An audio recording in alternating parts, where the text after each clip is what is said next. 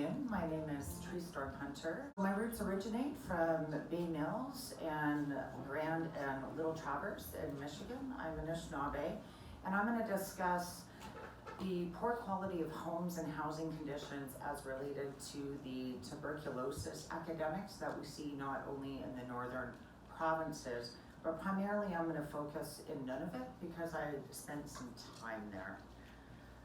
So this is Cambridge Bay in 2017. I was up in Iqaluit in 2018.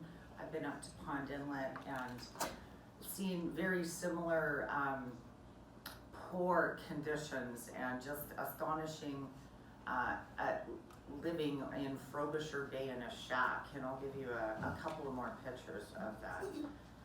So TB in Indigenous communities, it's no surprise that for Canada, the risk of developing TB is very low, but the rates for TB are significantly higher among Canadian-born Indigenous people, and even higher yet for Inuit, with over 300 times the rate of TB cases versus non-Canadian or versus non-Indigenous Canadians.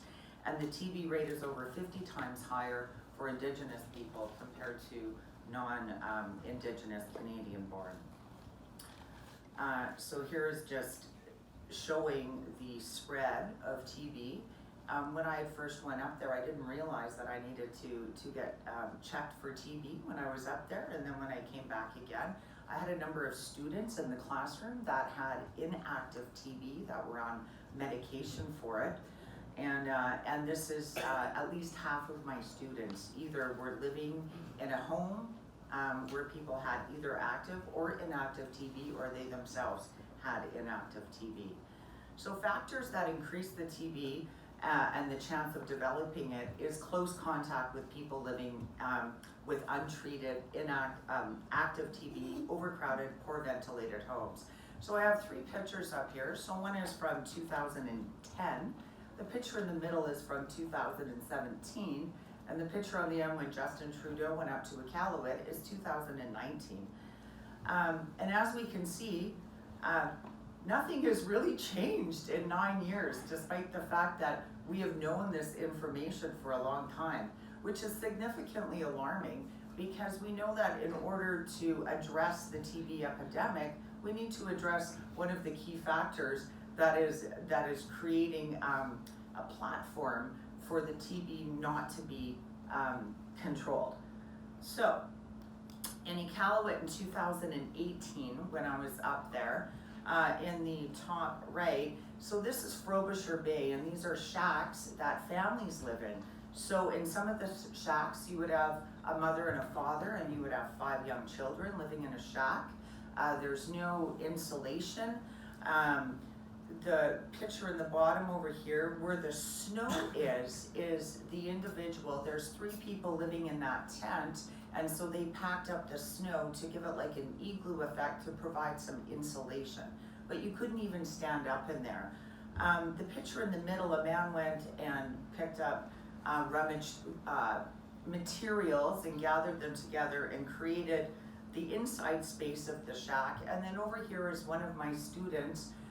We did a fundraiser, and with that money, we went to each of the people living in the shacks. There was 100 people, and in total, and we said, what do you guys need? And they said, we need camping fuel, we need boots, we need lights, we need blankets, jackets, anything to keep us warm. And so we provided that for them. But one of the things, if you look in the close proximity of the shacks, when you have the camping fuel and you fall asleep, it's a high risk of fires as well. So people are dying, either they have to, from a fire or from freezing to death. So the Inuit population is one of the fastest growing populations. So if we look at, and this is, the table is from 2011, but further information from the census data from 2006 to 2016 is that they're growing by 20.1%, where the Canadian population in Canada in general is only 5.9%. So they're really going to have to take an aggressive stance and really start actively engaging in the housing condition. And like Lancelot had spoke to, it's not about a problem and we're just gonna put more housing, because the housing that they're putting in is substandard. The lady in the picture, my student, she was living in a house with her 3 young boys for 7 years and was kicked out of it because it was condemned because the black mold was so bad. So she had to move in with her parents, and her parents have her brother and his wife and their 4 children, and they're in a 2-bedroom home. You know, so it's a vicious cycle. So moving forward, what has happened is Justin Trudeau had went up there and actually saw for himself, the conditions, and took him to around Frobisher Bay and with the shacks. And so he had promised now 290 million over the next 8 years to help with the housing. So currently there's 3,000 housing units, over 3,000 needed, over 4,900 people that are living in overcrowded or homeless type conditions. So what they want to do is increase affordable housing options as a key for sustainability of housing in the long term. And this really needs to be serious. If they want to eradicate the epidemic of TB by 2030, is they need to take an informative, community-based approach to the housing. And it can't be with the substandard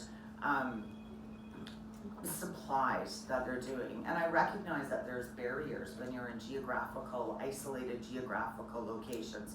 The cost of building a house is $300,000 to $400,000 per unit up there, just getting the materials up there. But let's look at solutions from the Inuit, for the Inuit, and by the Inuit. And let's take care of the TB crisis due to the overcrowding of housing. Thank you.